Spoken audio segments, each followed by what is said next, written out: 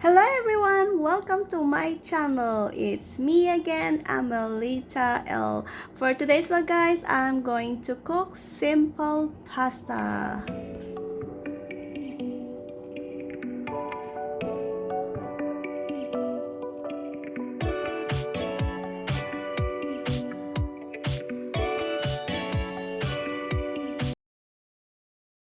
So, ang gagamitin kong ground beef guys is yung grass-fed at free from antibiotic.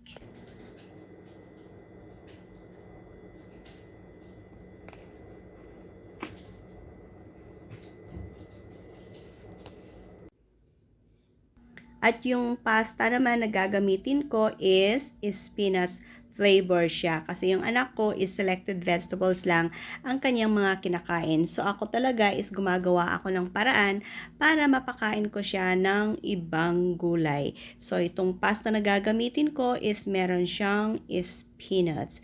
So start.